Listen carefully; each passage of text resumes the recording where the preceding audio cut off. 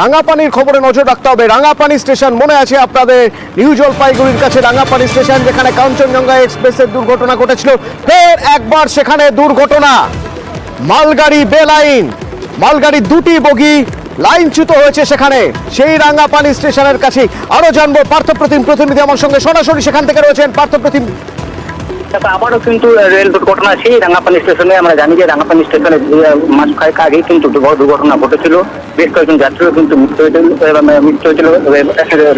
এমনকি ট্রেন চালকদেরও মৃত্যু হয়েছিল। আবার সেই রাঙাপানিতে আবারও রেল দুর্ঘটনা। আজ একটি মালগাড়ি, একটি গাড়ি যখন এনআরএল অর্থাৎ নিম্নগড় রিফাইনারি লিমিটেড অর্থাৎ তেলের ট্যাঙ্কার বোঝায় গাড়ি যখন ঢুকছিল সেই নিম্নগড় রিফাইনারি লিমিটেডে, সেই সময় কিন্তু দুটি বগি লাইনচ্যুত হয়ে যায়। স্বাভাবিকভাবেই সেখানে কিন্তু আপাতত এসে আপ এবং ডাউন লাইনে ট্রেন চলাচল আপাতত বন্ধ রেখেছে। ঘটনাস্থলে পৌঁছেছে রেলের পদস্থ কর্তারা।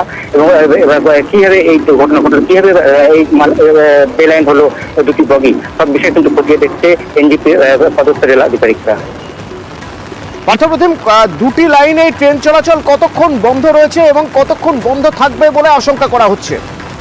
আপাতত যে দুটি বগি লাইনচ্যুত হয়েছে সেই দুটি বগিকে ওঠানোর কাজ শুরু করেছে রেলের ইঞ্জিনিয়াররা। সেখানে ঘটনাস্থলে কর্মীরা পৌঁছেছে যাতে দ্রুত ট্রেন চলাচল স্বাভাবিক করা যায়, স্বাভাবিক ছন্দে ফেরানো যায় রেল চলাচল, সেই চেষ্টায় চালাচ্ছে কিন্তু রেল কর্মীরা। এবং ঘটনাস্থলে রেলের পদস্থ কর্তারা ইতিমধ্যে কিন্তু পৌঁছে গেছে।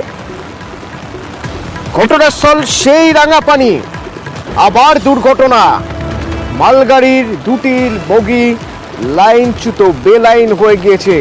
আপ ডাউন দুটি লাইনে ট্রেন চলাচল বন্ধ, বগি দুটি সরানোর চেষ্টা করা হচ্ছে, যত দ্রুত সম্ভব লাইন ক্লিয়ার করার চেষ্টা হচ্ছে।